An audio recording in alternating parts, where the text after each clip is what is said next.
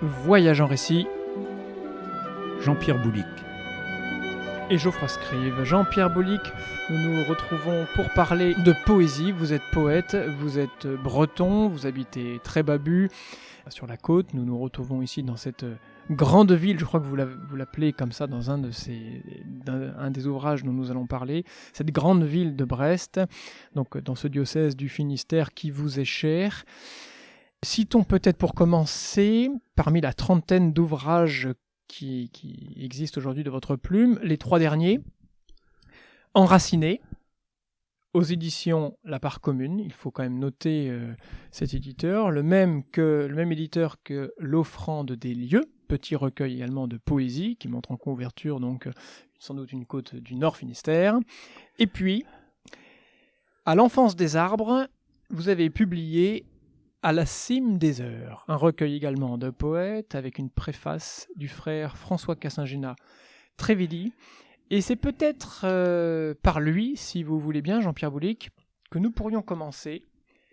En cela, nous allons respecter quelque part l'architecture d'un livre, puisqu'il a donné ici une préface. Et nous allons le lire ici dans ce qu'il écrit à votre sujet. Un rien enlumine les heures, avec un grand H, pour celui qui a le cœur ouvert à la reconnaissance et à l'émerveillement. Alors, reconnaissance et émerveillement sont-ils le terreau, l'humus de votre vie qui vous permet d'écrire cette poésie que vous nous livrez dans ces recueils, Jean-Pierre Boulic? Probablement. La nature, la vie nous permet, je le crois, de nous émerveiller à chaque instant. Malgré le désastre que l'on peut voir surgir, malgré le désarroi, je crois que la vie nous réserve des surprises, tous les jours. Émerveillement, pour reprendre votre mot, oui, je suis émerveillé par la nature, par la vie, tout court, par tout ce qu'elle nous donne. Au quotidien. Au quotidien. Et je pense que j'accueille ce que l'on vit et ce que l'on entend, au fond tout ce que la sensibilité nous permet de percevoir. Et si poésie il y a, elle trouve sa source au fil des jours dans tout ce qui nous est donné et qui crée une résonance à l'intime. Voilà. Vous avez parlé de sensibilité. Et puis, je n'oublie pas que le titre de votre dernier ouvrage, c'est Enraciné. Alors, je pensais aussi, il y a la sensibilité d'un côté, on peut penser aussi à l'esprit, à l'âme. Y a-t-il un lien aussi avec l'enracinement dont parle la philosophe Simone Weil? Complètement. Pour moi, c'est la même chose. Enfin, dans un raccourci. Oui. Pour moi, c'est la même chose. Nous sommes enracinés dans notre existence. On parle souvent de vie spirituelle. Qu'est-ce que c'est au fond que la vie spirituelle ? C'est un enracinement dans la vie. C'est croire, c'est découvrir quotidiennement le mystère de nos existences. Voilà ce à quoi je crois. Ce n'est pas simple. Alors, ce n'est pas la démarche de bien-être ni quoi que ce soit qui, aujourd'hui, est un produit de consommation. En tout cas, c'est comme ça que je le vois. Oui. Mais non, la vie spirituelle, ce qu'on appelle la vie spirituelle, pour moi, c'est une prise de conscience et une adhésion au mystère de la vie, même si jamais on arrive au bout. On n'arrivera jamais, jamais à la cerner. On peut la discerner, mais on ne peut pas la cerner. Non, absolument. Mais il faut insister aussi sur cet aspect-là des choses. Et cela passe évidemment par, il me semble, une expérience extrêmement importante de silence, tel qu'on peut le lire dans votre prose. Pardon, dans votre poésie. Le silence commence probablement la pensée, préalable à la pensée. Comment dire ? L'âme pense, et c'est le cœur après qui va l'écrire, l'encre du cœur qui va l'écrire. Mais je pense que l'observation, l'émerveillement, la contemplation naissent et vivent dans le silence. Vous avez dit tout à l'heure que j'habitais sur la côte du pays d'Iroise, que j'aime beaucoup. J'aime beaucoup le mot pays d'Iroise. Je trouve qu'il y a une poésie dans cette expression que j'apprécie beaucoup. Quand vous contemplez le large,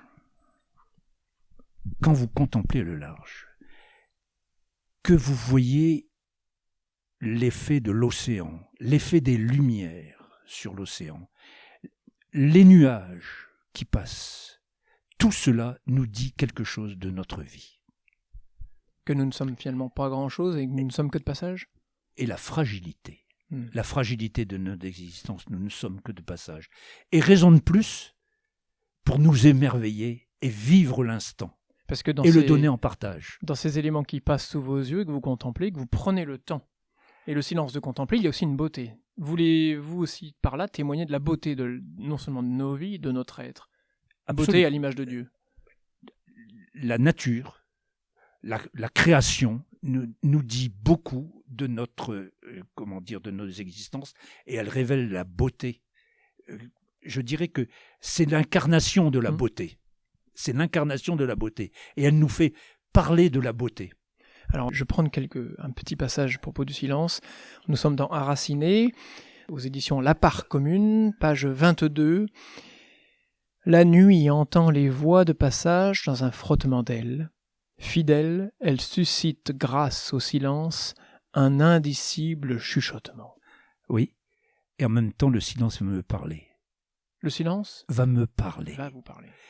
Le silence va éveiller en moi un chuchotement et me dire, ou du moins me suggérer quelque chose de ce que la vie est en train de... Comment vivre ma vie. Comment vivre ma vie. C'est peut-être assez compliqué à exprimer, mais le silence, oui, chuchote. La contemplation et le silence chuchotent quelque chose de mon existence. Donc c'est une invitation à se laisser un peu reposer dans le quotidien de nos vies, un peu bousculé. Vous qui avez été banquier, par exemple, est-ce que vous invitez Je dirais que le silence, je vais employer un mot un peu... C'est une flânerie. C'est une flânerie. Ça va permettre et de nous rendre disponibles à la vie qui nous est donnée. Oui. Tout à l'heure, je disais que la poésie, pour moi, c'est accueillir la vie et toute la sensibilité qui va avec. Et oui, c'est dans le silence que tout va naître, avec ces images, ces couleurs que nous révèle la nature. Et puis c'est dans le silence que finalement Dieu se fait proche. Il n'est pas dans l'ouragan, il n'est pas dans le grand feu, il n'est pas dans la tempête, il est dans la brise légère. Si on pense au livre des rois, oui. C'est ce qu'on vous dit. C'est ce que je crois. Quand vous écrivez, il se fait silence qui se laisse contempler et l'ange s'est approché au cœur de la patience. Oui. Il me semble qu'on y est. Oui, oui. Et donc, on va revenir au fait que la poésie, pour moi, elle donne une existence au réel, elle le fait parler, elle fait parler le réel, qui n'est plus pétrifié, mais il faut que cette poésie soit sans ornementation. Et il ne faut pas qu'elle soit dévorée par l'émotion, il ne faut pas qu'elle soit dévorée par la plainte, il faut que l'émotion qui a suscité la poésie, qui a suscité, il faut que l'émotion soit maîtrisée et il faut qu'elle soit devenue notre propre existence. Alors là, je vais peut-être parler d'un événement plus personnel, mais vous avez des enfants, vous avez des petits-enfants. Oui. Il y en a un qui n'est plus de ce monde, qui a vécu un anciennement, comme on dit aujourd'hui. Oui, absolument. Est-ce que vous avez vécu à ce moment-là une émotion qu'il a fallu, apprivoiser peut-être pour votre poésie à ce moment-là? Oui, pour même écrire. D'accord. Oui, j'ai pu écrire. Ça n'a jamais été dans l'immédiateté, mais il y a eu un vécu, et ce vécu de la mort d'un petit enfant donne à mesurer combien, on a parlé de fragilité tout à l'heure, combien cette fragilité nous habite, et qu'il faut en tenir compte, qu'il ne faut surtout jamais l'oublier. Jamais. Alors parlons un petit peu de la Bretagne, parce que la Bretagne est quand même une région, une terre de poètes. On peut en citer quelques noms, hein, des noms qui vous sont chers, je crois. Bon, on a parlé de Jean Lavoué tout à l'heure hors micro. Oui. Il y a René Guicadou, il y a Quintrec, il y a Xavier Graal, Oui. il y a le frère Gilles Baudry. Nous avons fait des émissions ici avec Gwen Garnier-Duguy. Quel est votre attachement à cette terre de poésie ? Est-ce que vous en lisez régulièrement parmi ceux-là ? Oui, tous. Et d'autres peut-être encore. Tous. Vous savez, vous avez cité Le Quintrec. Le Quintrec, je lui dois énormément. On peut parler de quelques instants de Le Quintrec ? Le Quintrec, je lui dois énormément, à plus d'un titre. Lorsque j'étais au collège... À Brest ? À Brest, pas très très très très loin d'ici, un jour un professeur de français m'a dit, vous voyez, Monsieur Boulic, parce qu'on était appelé comme ça à l'époque, Monsieur Boulic, lorsque vous, en me rendant une rédaction, on en faisait beaucoup, au minimum une par semaine, la plupart du temps 2, en me rendant une rédaction, il m'a dit un jour, Monsieur Boulic, vous écrivez avec des images et des couleurs, vous devriez lire les poètes. Il m'a prêté 2 livres, un livre de Le Quintrec et un livre de Cadou. Lorsque je lui ai rendu ces ouvrages, il m'a posé la question suivante, comment avez-vous trouvé ça ? Je lui ai répondu, j'ai entendu de la musique. J'avais 14 ans, 15 ans. Il me dit, c'est très bien, vous avez tout compris. Je n'avais rien compris. C'est plus tard, lorsque d'autres événements sont survenus que... Alors c'est vrai que j'avais une passion pour l'écriture, c'est vrai, j'aimais écrire, mais je voulais écrire un roman comme Bernanos. C'était mon... Votre rêve. Mon rêve, écrire... Sous le soleil de Satan. Non mais, c'est un de mes premiers grands romans, une de mes premières grandes lectures, avec le théâtre de Monterland. Ah oui. Et donc, oui, j'avais 14-15 ans. Hein. Et donc, je voulais écrire un roman comme Sous le soleil de Satan. Et ce professeur de français m'a dit quelque temps plus tard, mais délaisse ce genre d'écriture. L'écriture romanesque n'est pas faite pour toi. Voilà. Et donc, je reviens à Le Quintrec quand même, parce que Charles Le Quintrec, que j'ai eu l'occasion de rencontrer quelques années plus tard, et à plusieurs reprises, c'est lui qui m'a poussé vers l'édition de mes textes. Voilà. Et Le Quintrec, je l'ai rencontré dans les années, à la fin des années 70. Comment avez-vous compris à ce moment-là cet encouragement ? Comment je l'ai compris ? Oui. Ça vous a motivé tout de suite ? Vous avez dit non, j'étais déjà motivé. Nous échangions déjà une correspondance que mon professeur de français avait suggérée. Et à l'époque, Le Quintrec avait une réputation qui n'était pas très très très facile. Il était critique littéraire du quotidien Ouest France. Et donc, j'avais, avec une certaine réticence quand même, j'étais entré en correspondance avec lui. Et c'est lui qui m'a invité à le rencontrer. Et oui, cet encouragement, je l'ai pris venant de cette personne-là, avec la conviction qu'elle avait dans la voix. J'ai compris qu'il y avait quelque chose à creuser. Mais c'est entré chez moi progressivement. C'est au fil du temps et du travail que j'ai pu, petitement, arriver à mon écriture. Je reviens à cette appréciation de votre professeur de français qui vous disait que vous aviez tout compris. Il y a plusieurs sens au verbe comprendre. Il y a peut-être ne visait-il pas une compréhension intellectuelle cérébrale, mais vous savez, comme un liquide est compris entièrement dans un récipient, il voulait peut-être dire par là que cette poésie était intégralement entrée en vous au point d'en entendre une musique. Oui, ça je ne peux pas vous le dire.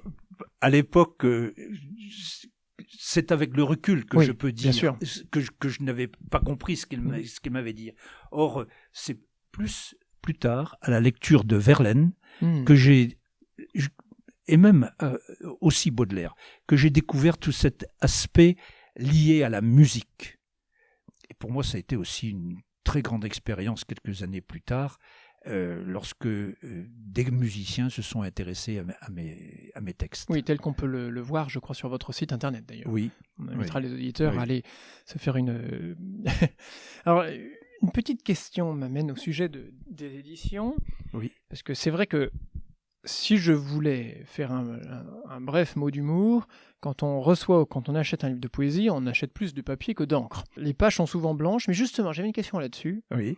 Est-ce que ce blanc qui ressort dans les livres de poésie en général aujourd'hui, et donc dans les vôtres récits que nous avons pour cette émission, témoigne de cette part de silence qu'il faut pour que la poésie naisse en soi et ensuite au lecteur pour qu'il la lise? Incontournable. C'est exact. C'est tout à fait ça. C'est la respiration. C'est la respiration qui va se matérialiser sur la page. Cette part de silence que l'auteur et le lecteur vont retrouver. Oui. Et il y a aussi un autre aspect à ce blanc, c'est il faut qu'il se marie avec le souffle de l'auteur. Enfin, pour ce qui me concerne. Cette musique dont je parlais il y a quelques instants, elle est accompagnée d'un souffle. Oui. Et donc, il faut que, si je dois la lire, il faut qu'elle corresponde à mon souffle, à ma respiration. Et est-ce que ce blanc vous inspire, au moment où vous écrivez? Parce que comment écrivez-vous? Vous écrivez sur des simples papiers qui sont là, sur un cahier, à l'ordinateur? Sur du papier blanc, avec un stylo à plume, et il faut que l'encre marque la page. Il y a beaucoup de ratures. Le silence, le blanc est nécessaire. Le blanc, c'est ma respiration. Et le bruit de la plume sur le papier? C'est une musique, ça aussi? Ça peut l'être, mais comme j'ai un tas de papier, il n'y a pas beaucoup de bruit. Il y a une épaisseur de papier. Oui. Alors, oui. Je vais prendre un passage aussi de la Cime des Heures, parce que nous avons parlé de la préface tout à l'heure avec le frère Cassin-Trévidi. Oui. Il y a quand même des passages qui ont pu m'étonner. Par exemple, c'est l'art de la poésie. C'est l'art de la poésie. Et au milieu de cette émission, peut-être, j'allais dire même au cœur de cette poésie, allons au cœur. Avec ce poème, justement, Aller au cœur. Oui. On va le lire, puisque c'est l'occasion de lire un peu de poésie. Est-ce que vous accepteriez de nous le lire? Oui. L'aube de la femme a trouvé, plié minutieusement le linge dans la roche. Le silence à ses pieds, la pierre soulevée, la lumière du vide, sans qu'elle sache désormais et qu'elle puisse ouvrir la bouche à l'absence tremblante.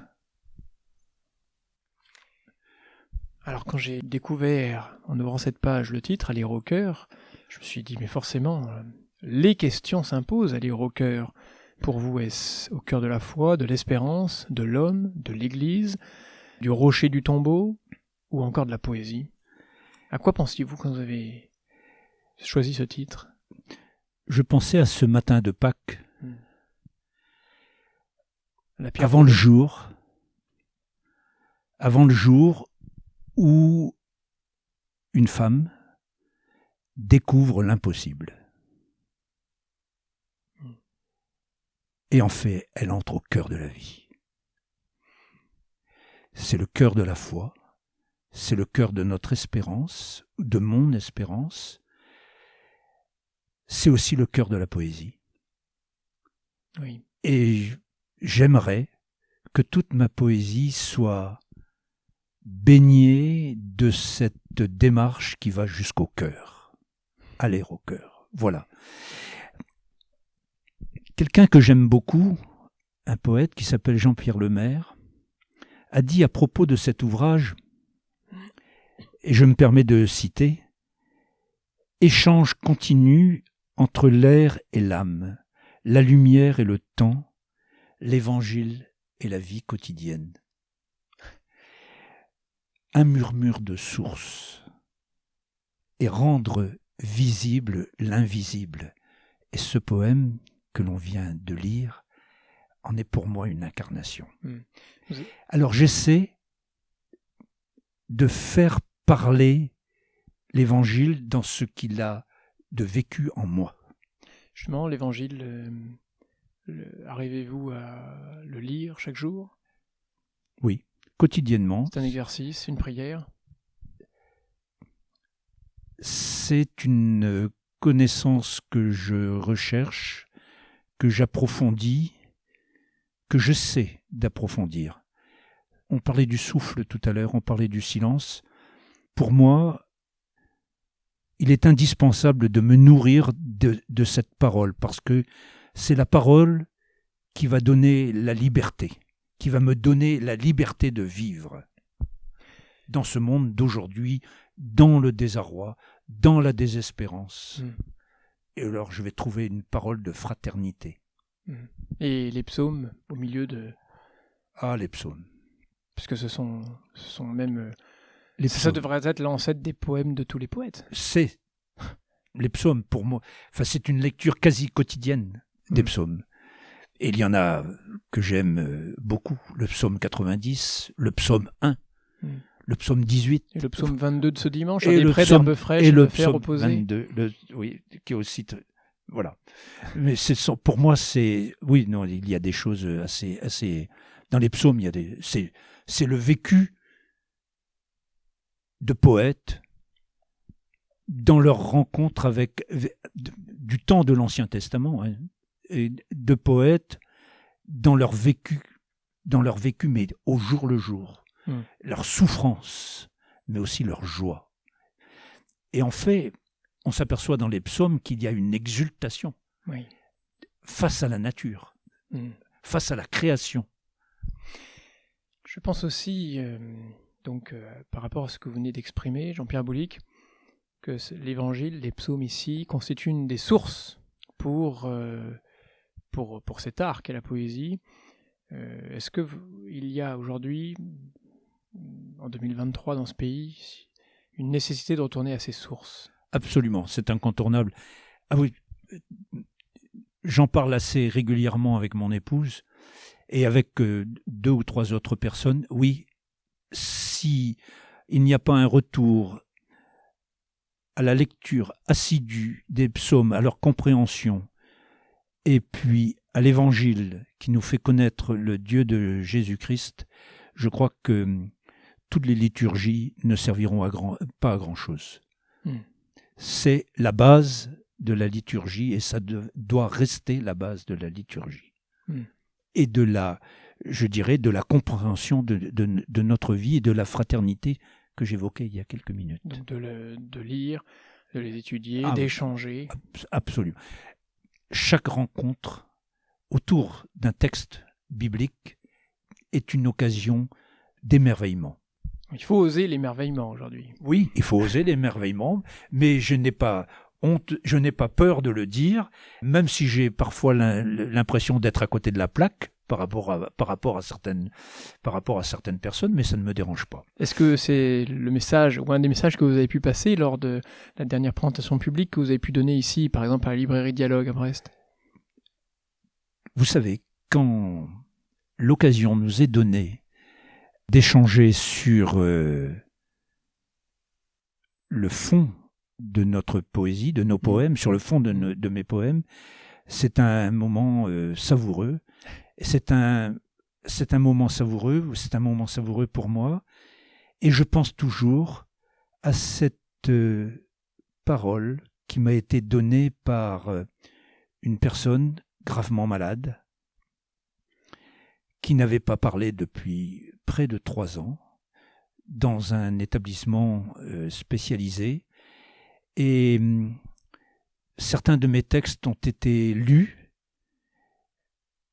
avaient été préalablement choisis par la personne qui était en charge d'animer la rencontre, et des textes donc que j'ai lus, et à la fin de la rencontre, je vois cette dame qui pleurait et qui me dit « Vous m'avez rendu l'espérance ».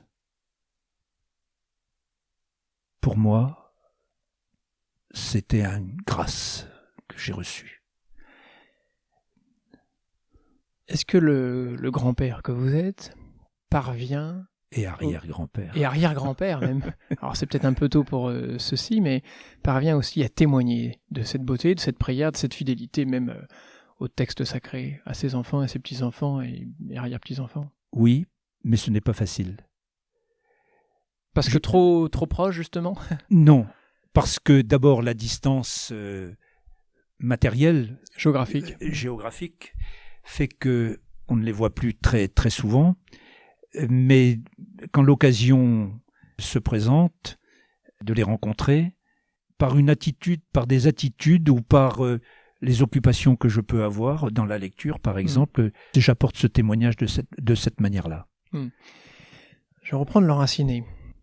Et au tout début, qui commence par veille, tu n'as plus les mots qui disent ce que tu désires. Je me suis simplement posé cette question, vous, attaché donc à la langue française ici, qui vous permet d'exprimer votre poésie, avez-vous atteint ou atteignez-vous parfois la limite du sens des mots? C'est une grande question que vous évoquez là. Ce poème, je l'ai écrit au cours d'une période de dessèchement. De la plume? De la plume. De la vie donc aussi? Et de l'existence tout court. Quand votre suc, votre sève, vous ne la sentez plus circuler, vous êtes désemparé. C'était mon cas. J'ai connu une période de vide, de l'écriture, mais aussi d'émerveillement, l'absence d'émerveillement. Puis j'avais des difficultés à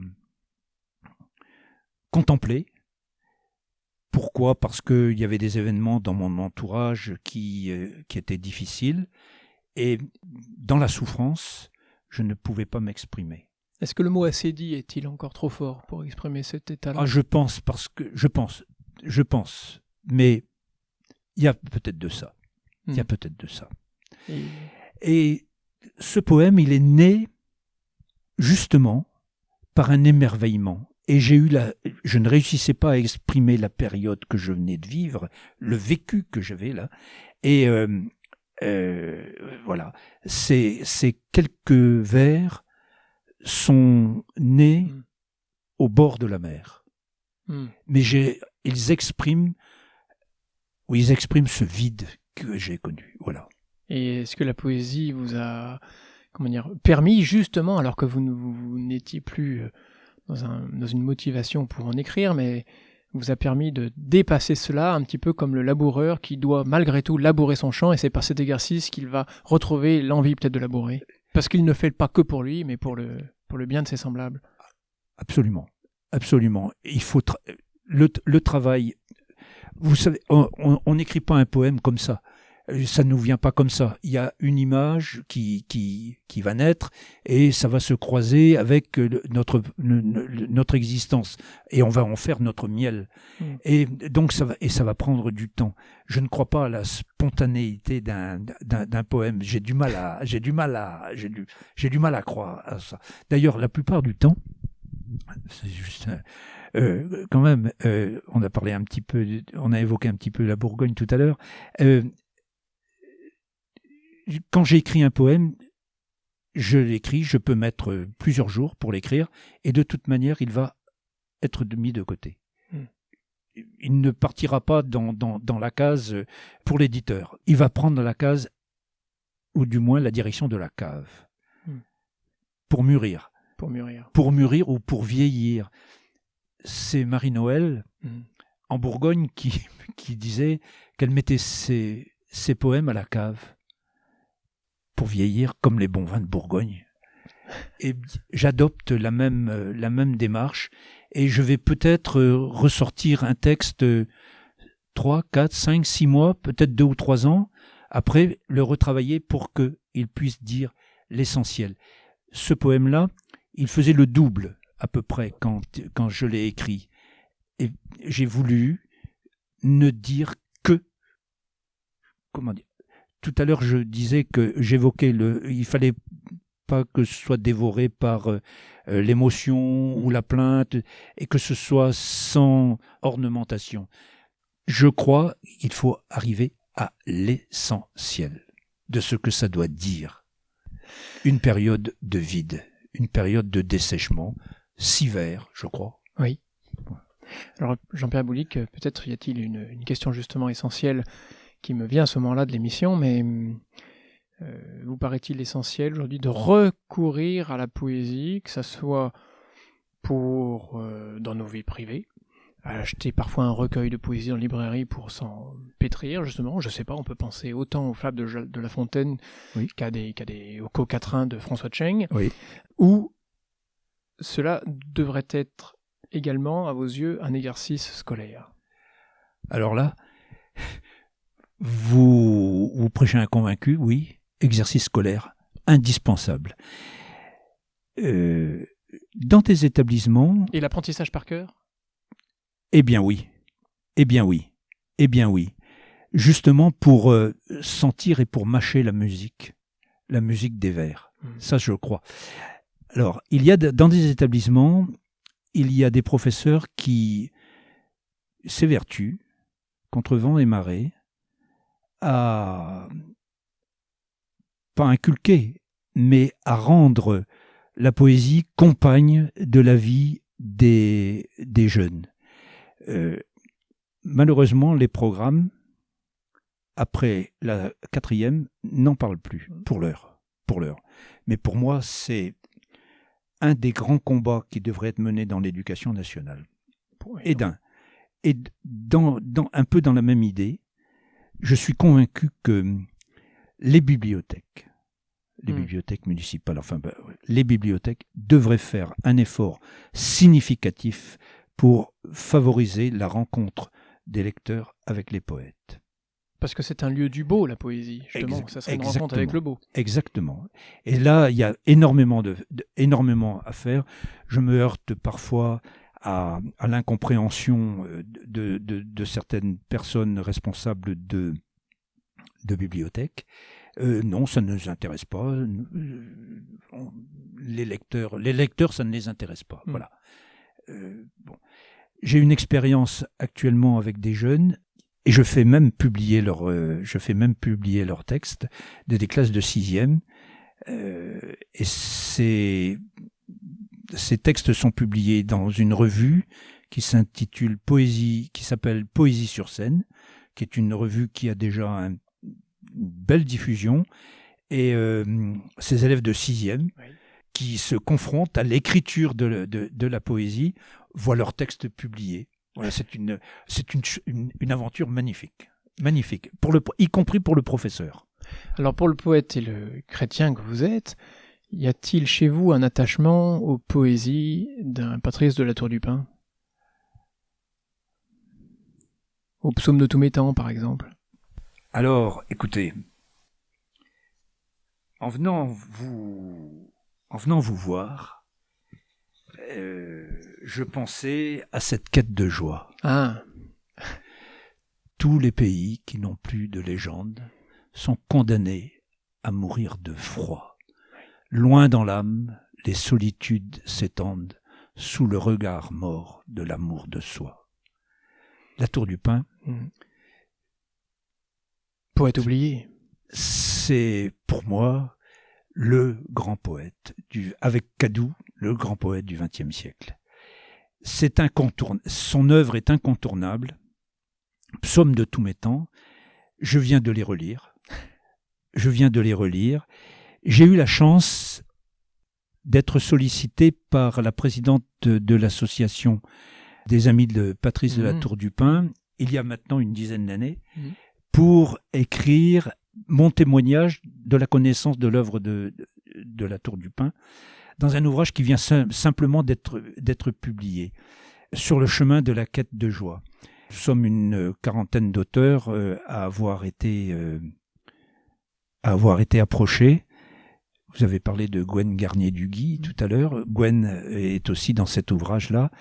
Oui, pour moi, Patrice de La Tour du Pin est un sommet de la littérature et de la poésie. Qu'il faudrait relire. Qu'il faut lire. Mais l'association La Tour du Pin fait beaucoup de choses pour faire connaître et pour donner un rayonnement à cette œuvre-là qui est extraordinaire. J'ai eu la chance de marcher sur ses pas au château du Bignon. Ah oui. Mais vous ne l'avez jamais rencontré ? Non, je ne l'ai jamais rencontré. En revanche, j'ai longuement discuté avec son épouse, Anne de La Tour du Pin. Et pour moi, c'était un grand moment de marcher dans les pas de cette propriété du Gâtinais, pas très loin de Montargis. Vous souvenez-vous comment vous êtes la première fois que vous en avez lu ? 1970. 1970, je suis tombé dans la quête de joie. Je suis tombé dans la quête de joie. J'y ai trouvé un souffle extraordinaire.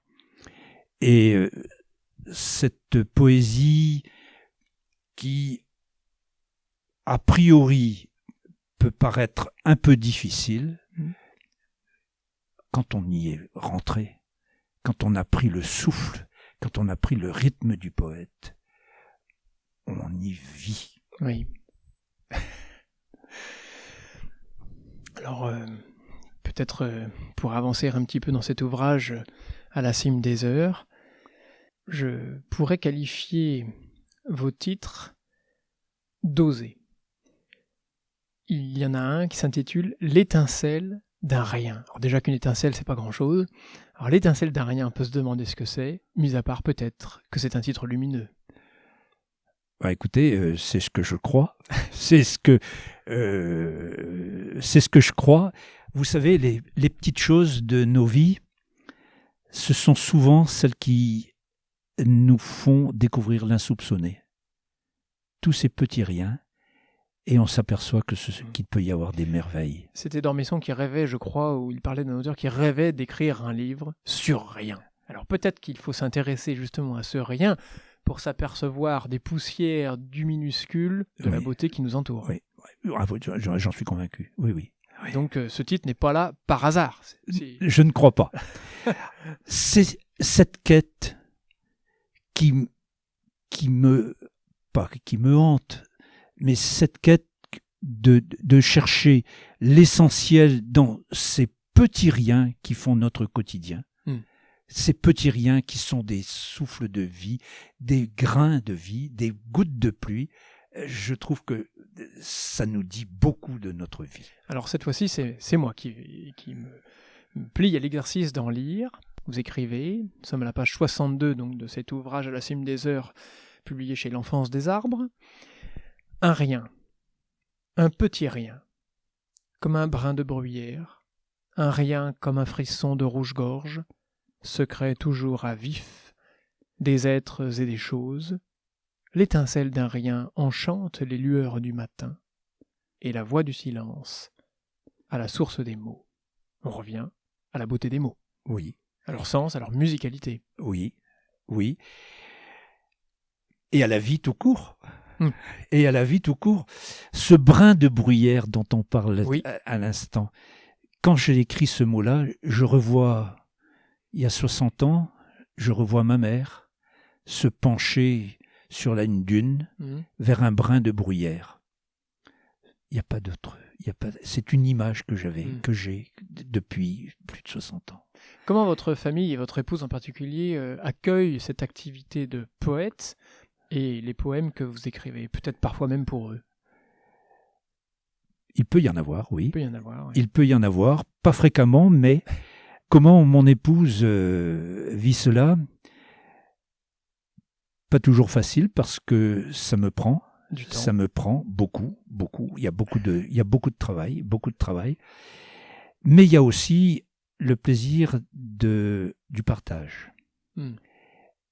Et mon épouse, de temps en temps, lit mes textes que je lui propose, d'ailleurs, qu'elle trouve le matin quand elle peut arriver pour son petit déjeuner, et pour lui demander ce qu'elle en pense. Elle dit aussi mes textes en public. Il faut l'entendre parler, ou du moins dire le poème Accordé, par exemple, qui figure dans un de mes précédents recueils. pour être, se retrouver au temps de l'Annonciation, le jour de l'Annonciation. Est-ce que sa relecture parfois vous coûte? Est-elle Bien sûr. intransigeante ou... Oui, et je l'accepte, pas toujours facilement, mais je l'accepte parce que il faut que la volonté derrière l'écriture, quand on écrit, c'est pas pour soi. Oui. C'est parce que on veut partager quelque chose. Donc il y a un amour-propre à dépasser. Voilà, absolument. Et Oui. donc, si il y a quelque chose qui gêne le lecteur, il faut s'interroger. Voilà. Hop, on va faire un petit saut. On va aller dans l'offrande des lieux. Nous sommes page 26. Ce petit recueil est un peu différent des autres. Ce n'est pas vraiment de la poésie. Ce sont des poèmes en prose. Ce sont des poèmes en prose, voilà. Tel que Baudelaire définissait le poème en prose dans son recueil Le Spleen de Paris, et que d'ailleurs j'ai mis la citation en exergue de l'ouvrage parce que ça me paraissait nécessaire de dire en fait pourquoi j'ai écrit cela de cette manière-là par rapport à tous mes autres ouvrages. Alors il y a un petit texte là-dedans, on ne va pas tous les citer. Il y en a un qui est très amusant, page 27, qui s'appelle tout simplement « Ça ». Nous inviterons les auditeurs à aller découvrir ce tout petit texte. Et dans la page 26, la page qui précède, il y a un texte qui s'appelle « Sans gêne ». Alors, je me suis posé la question en le lisant, il occupe la page entière. Il n'y a pas une seule virgule. Je me suis demandé si tout simplement vous n'aimiez pas les virgules, qui semblent totalement absentes parfois. Si, j'aime beaucoup les virgules. J'aime beaucoup. Je les utilise peu dans mes textes en vers libérés, parce que le blanc remplace la virgule très souvent. Ah oui. Voilà. Et dans ce texte-là, j'ai voulu que l'absence de virgule montre que c'était tout d'un seul souffle que j'évacuais, si on peut employer cette expression, ou que j'exprimais, pour être plus correct, que j'exprimais ce que j'avais à dire sur des comportements qui m'ont choqué. Alors, je passe quelques pages, et celui-là, on va peut-être le lire. Au paradis des poètes, en pensant à Yves Landrin. Un homme est parti. Il a découvert très tôt une autre rive, lui qui était passeur de mots, au service de la parole. Amoureux fou des livres et de la vie qui n'est que gratitude, il savait regarder avec les yeux si clairs de la tendresse, toujours en souriant. Son cœur était poème, peut-être saigne-t-il encore. Alors je vais m'arrêter là, mais est-ce qu'il est possible ou est-ce qu'il n'est pas possible de développer? Je me suis demandé à quoi cela faisait allusion. Son cœur était poème, peut-être saigne-t-il encore. Est-ce qu'il y a là l'image d'un cœur qui vit toujours? S'il saigne, c'est qu'il vit. Bien sûr, il a l'image d'une souffrance. Mais peut-être est-ce trop douloureux. Ce texte-là a été écrit quelque temps après le décès d'Yves Landrin, le fondateur des éditions La Part Commune. Lorsque j'ai rencontré cet éditeur en 2006 ou en 2007, j'ai découvert une personne avec un cœur extraordinaire et des yeux d'une profondeur insondable. Sa mort, très rapide, hélas, sa mort a créé chez moi une sensation de vide. Et je pense que toute mort, c'est aussi un cœur qui saigne. Le cœur qui saigne de ceux qui sont restés. Oui. De ceux qui sont encore là, au bord du mystère. Il reste que de cet événement, vous avez pu presque donner votre définition de la beauté de la poésie, puisque si on continue ce petit texte, vous écrivez « Pauvre, immensément vulnérable parmi les contradictions de ce monde, il a vécu en pauvre, riche du trésor de la poésie, qu'il a aimé, et là vous écrivez, pour ce qu'elle est, un souffle, le souffle de l'ange qui passe, discret et attentif, que quelques-uns ont su voir aller sans naïveté de page en page, comme le messager d'une bonne nouvelle à entendre ici et là. L'homme est au paradis des poètes. La beauté qu'il a tant cherchée est son lot à jamais. Le souffle de l'ange qui passe discret et attentif. Ouais. C'est votre définition de la poésie. Ah oui, complètement. Je crois que je ne peux rien rajouter. Je pense que je ne peux rien rajouter. Et là, c'est là que on mesure que il ne faut pas parler de la poésie. Il faut faire parler la poésie. C'est pas pareil. Non. Il ne faut pas parler sur la poésie. Il faut faire parler la poésie ou la vie. Parce que pour moi, poésie et vie, ça se tient. Voilà. Et cette écriture, ce texte-là, j'ai mis peut-être un peu moins de temps que d'habitude à écrire. Mais je le portais déjà depuis très longtemps. Je le portais depuis longtemps et j'avais envie, je souhaitais dire en quelques mots mon vécu de la poésie. Et la mort de cet homme-là qui s'est consacré toute sa vie, qui était un grand poète et qui a arrêté d'écrire pour se consacrer à son édition, à sa maison d'édition, oui. Pour moi, d'abord, c'est le signe de la pauvreté, parce qu'il a su donner quelque chose à sa vie. Pour moi, sa vie est lumineuse, malgré tous les tracas qu'il a pu avoir. Pour moi, sa vie est lumineuse. Oui, la poésie, c'est là, c'est ça. Alors peut-être pour terminer cette conversation avec vous, Jean-Pierre Boulic, revenons à ce livre donc intitulé « Enraciné » chez La Part Commune. Et peut-être justement, allons-nous nous enraciner dans cette poésie. Vous écrivez « Pauvre », je fais le lien avec ce qu'on vient de lire, sors de toi. Ton exode intime entre dans la sagesse, et l'hymne chante aux hommes, chaque vie est la parole. Ah, et nous avons tout là. Il y a la pauvreté, il y a l'exode intime, il y a la sagesse, il y a le chant, l'hymne qui chante aux hommes, et la parole qui est la vie. Oui. Le verbe s'est fait cher. Le verbe s'est fait cher. Vous avez pensé à ça. C'est une incarnation de ma lecture de l'Évangile. En si peu de mots, on peut dire que c'est lumineux. Merci. Merci. Mais oui, je le crois. C'est la raison pour laquelle je crois que j'ai cité tout à l'heure, Jean-Pierre Lemaire disait qu'il y a l'écho de l'Évangile dans mes ouvrages, partout. Oui. Voilà. Oui. D'ailleurs, et pour moi, c'est une sorte... Oui, c'est pas une définition, mais c'est un vécu de ma parole évangélique. On a parlé des liturgies qui peuvent être vides, mais s'il n'y a pas le retour fondamental, le retour essentiel à la connaissance et à la rencontre du Christ qui nous fait connaître son Père, je crois qu'on aura beaucoup de mal à comprendre l'Évangile. D'ailleurs, la page d'après. Oui. Sur la harpe des branches, on retrouve un peu la harpe de David des Psaumes, où transparaît le vent, une intime musique. Tu entends le souffle des sèves. On revient à la sève que parfois vous désespériez de trouver. Oui. Mais elle est là. Visiblement, elle est revenue.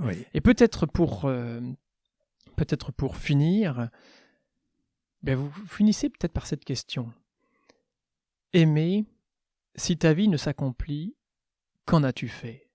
C'est la bonne question. Oui, c'est la bonne question. Voilà. Ce sera peut-être la question qui nous sera posée. C'est la question à laquelle je pense tout le monde, quiconque, est appelé. On parlait de vie spirituelle tout à l'heure, on essayait de dire en quelques mots ce que c'est, mais au fond, tout se résume dans cette « est-ce que j'ai aimé ? Est-ce que j'ai suffisamment aimé ? Est-ce que j'ai mal aimé ?» Parce que c'est aujourd'hui notre actualité, si je puis dire, c'est autant la question qu'on peut poser à ce professeur qui a aimé ses élèves et à ses élèves ont-ils aimé leur professeur, avec les drames qu'on connaît. C'est, je ne sais pas, quelqu'un qui est en pouvoir a-t-il aimé le peuple qu'il doit gouverner ? Est-ce que le peuple qui doit gouverner a aussi aimé ceux qu'il dirige ? Aimer, c'est aussi prier pour eux. Oui. Et puis c'est également dans la Bible, est-ce que c'est ce centurion qui visiblement a aimé son esclave ? C'est le Christ qui a aimé ses semblables. La fraternité que j'évoquais tout à l'heure. Voilà, en passant en filigrane. Mais je pense que c'est la question. Aimer, comment doit-on aimer ? Comment doit-on aimer ? C'est pas le pourquoi, c'est le comment. Alors, récemment, dans une discussion philosophique, certains faisaient le lien entre les langues du verbe penser. Penser, On peut le voir aussi en français très proche de peser, avec une histoire, avec une image de la pesanteur. Oui. Quand on pense en allemand, denken, c'est très proche de danken, qui est remercier. Donc il y a la pensée remerciement.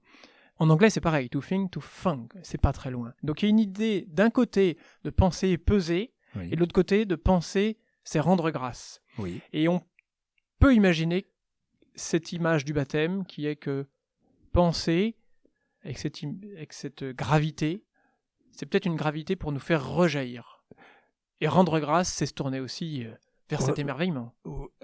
Tout à fait d'accord. Oui, tout à fait. Je souscris à ce que vous dites là. Pour finir, je reviens au sens des mots, mais est-ce que la beauté de la langue, le fait de ces évolutions à travers les siècles et de celles que vous utilisez dans votre poésie aujourd'hui, est-ce que c'est quelque chose à laquelle vous pensez quand vous écrivez? Et est-ce que vous rendrez grâce, par exemple, également pour les mots qui vous sont donnés d'exprimer ce que vous avez envie d'exprimer? Exactement. On peut rendre grâce pour ça, pour cette langue, pour ces mots, pour ceux qui ont écrit avant nous. Je vais vous confier que je suis amené presque chaque jour à rendre grâce pour ce qui m'a été donné dans l'écriture. Et par l'écriture. Dans l'écriture et par l'écriture, par les rencontres, enfin comme j'évoquais tout à l'heure, comme la rencontre que nous sommes en train de vivre. Hein. Oui, presque quotidiennement, je rends grâce. Et l'ouvrage que je prépare, le prochain ouvrage que je prépare, probablement qu'il s'intitulera Gratitude. Merci beaucoup Jean-Pierre Boulic. Merci de votre accueil. Un beau moment.